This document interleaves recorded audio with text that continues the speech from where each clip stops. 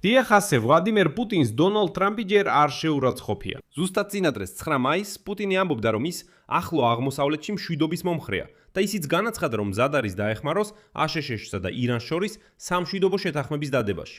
და უკვე დღეს ჩნდება ინფორმაცია, რომ რუსეთი აქტიურად იყენებს საიდუმლო მარშრუტებს კასპიის ზღვაში, რათა ირანი შეიარაღებით მოამარაგოს აშშ-სა და ისრაელთან ომის გასაგრძელებლად.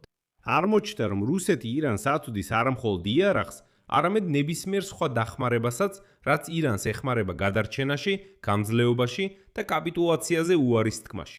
საერთო ჯამში აღინიშნება, რომ მოსკოვი და თეირანი სულ უფრო აქტიურად იყენებენ კასპიის რეგიონს, როგორც ალტერნატიულ სავაჭრო და სამხედრო ლოგისტიკურ მარშრუტს. ამ დროს დონალდ ტრამპი მხოლოდ ამბობს, რომ რუსეთის დახმარება ირანისთვის საერთოდ არანაირად არ ახდენს გავლენას ომზე. მაგრამ რატომღაც ეს მაინც ვერ ხდება. აშშ-ში უნდა გააფორმოს შეთანხმება ირანთან, რომელიც მისი თქმით ერთი თვის წინ უნდა დანებებულიყო. მაგრამ როცა ტრამპი ასეთ განცხადებებს აკეთებს, ნაწილობრივ მართალია. იმიტომ რომ აშშ-ში უბრალოდ ვერ აკონტროლებს რა ხდება კასპიის ზღვაში. და სწორედ იქ ამერიკელებს მოსკოვის მხრიდან ძალიან უსიამოვნო სიურპრიზები ელოდებათ. ჩემი სახელი ალექსეი პეჩი. მოდით ერთად განვიხილოთ ეს თემა. მაგრამ სანამ დავიწყებ, გთხოვთ გამოიწეროთ ეს YouTube არხი, დაალაიკოთ ეს გამოშვება, დაწეროთ ნებისმიერი კომენტარი ამ ვიდეოს ქვეშ და გამოიწეროთ ჩემი Telegram არხი Pechi News. მისი ბმული მოცემულია ამ ვიდეოს აღწერაში. იქ ჩვენ ვაქვეყნებთ ოპერატიულ სიახლეებს, როგორც კი ისინი შემოდის. მაშასე, New York Times-ი დღეს წერს, რომ ჰორმუზის სრუტის რაიონში არსებული რისკებისა და ახლო აღმოსავლეთში არასტაბილურობის გამო კასპიის ზღვა გახდა ერთ-ერთი ყველაზე უსაფრთხო გზა რუსეთის თვითების ირანში გადასაზიდად. აქ ყველა ანალიტიკოსი ერთხმად აღნიშნავს, რომ მთელი მსოფლიო საზოგადოების ყურადღება მიფრობილია სწორედ სპარსეთის ყურესა და ჰორმუზის სრუტეზე, სადაც მიმდინარეობს ომის ყველაზე აქტიური ფაზა. მაგრამ რატომღაც ჯერ კიდევ მარტში ისრაელმა უბრალოდ ასე არ დაიწყო ბანდარ-ანზალის პორტის საჰაერო დაბომბვა. მაშინ ისრაელმა ამ დარტყმას უწოდა ერთ-ერთი ყველაზე მნიშვნელოვანი, რაც ოდესმე მიუყენებია ირანთან საბრძოლო მოქმედებების დროს.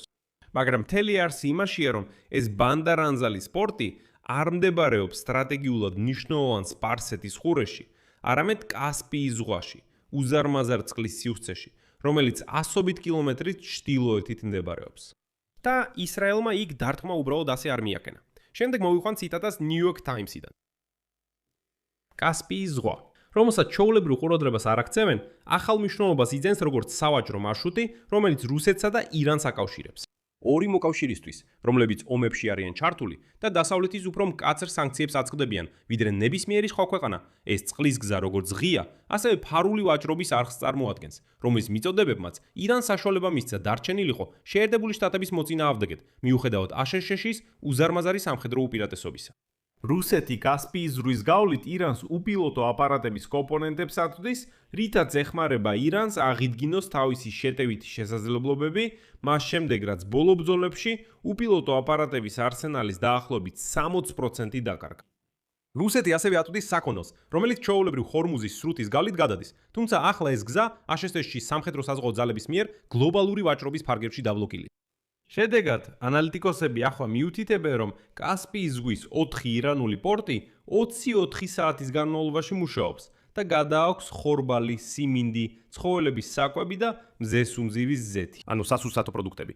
შემდეგ ყველაფერი, რაც წარმოებისთვის არის საჭირო და სხვადასხვა საქონელი, მათ შორის იარაღი, კომპლექტუიშიისი და საკვები. საკითხი ისაა, რომ ირანმა მთლიანად გადაამისამართა ნაკადები ჰორმუზის სრუტიდან კასპიის ზღვაში, მაგრამ ტრამპს ეს არ სურს დაინახოს. რუსი სავაჭრო ჩინოვნიკები და პორტის სტატისტიკაც მიუთითებს კასპიის გადაზიდვების მკვეთრ ზრდაზე ბოლო თვეებში.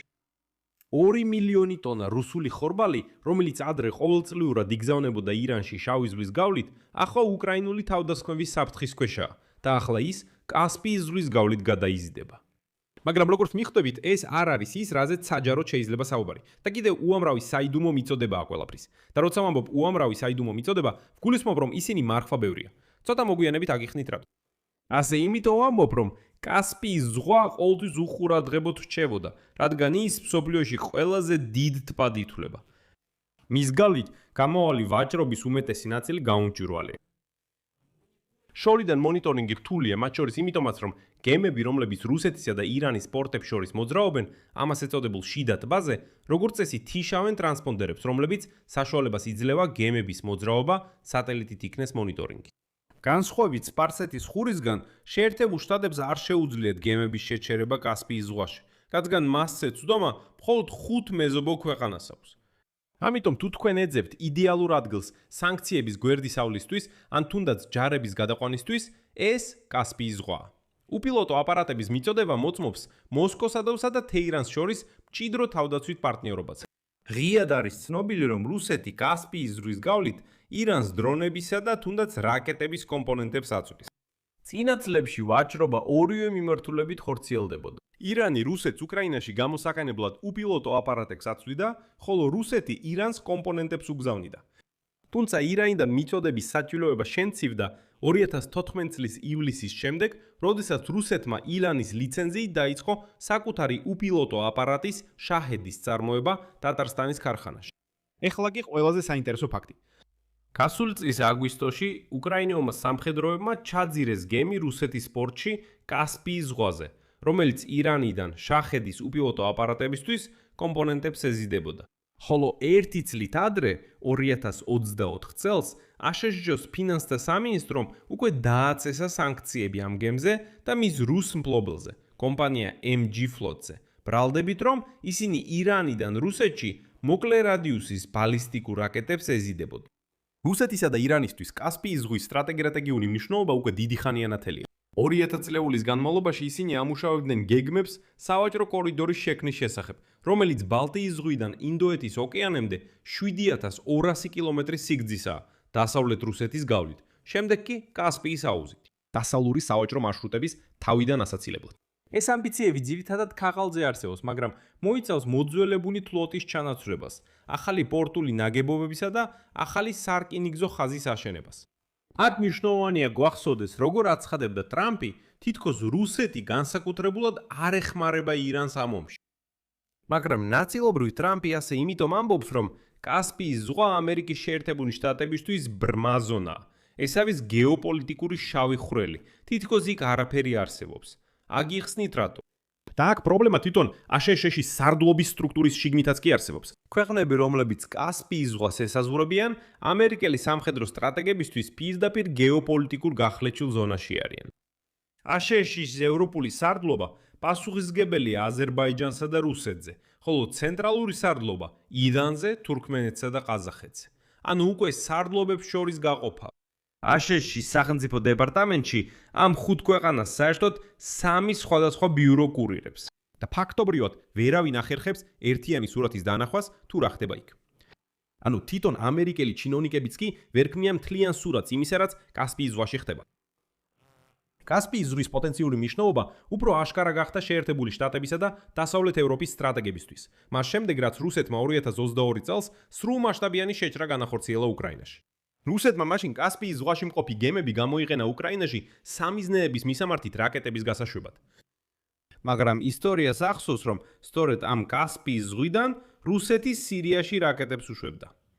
და აი უკვე მესამედ ისტორიაში, თანამედროვე ისტორიაში, კასპიის ზღვა ისევ გამოიყენება ომისთვის დასავლეთის წინააღმდეგ, მაგრამ დასავლეთი მაინც ვერ ახერხებს რეაგირებას და საბოლოოდ ეს რეგიონი კონტროლის ქვეშ მოაქციოს. მეგობრებო, აქ წერტილს დავსვამ. მაგრამ მინდა მაშინვე შევახსენო ამ YouTube არხის უკრაინულენოვან აუდიტორიას, რომ მე მაქვს სრულიად ახალი, მხოლოდ უკრაინულენოვანი YouTube არხი, სადაც ხოლ საღამოს ვაჯამებ გასული დღის მოვლენებს. განსაკუთრებული ყურადღებით უკრაინულ დღის წესრიგზე. ამიტომ დავტოვებ ბმულს ამ ვიდეოს მიმაგრებულ კომენტარში და ამ გამოშვების აღწერაში ბმულს ახალ უკრაინულენოვან YouTube არხზე. გადადით, გამოიწერეთ. თუ გსურთ იხილოთ სიახლეები უკრაინულ ენაზე.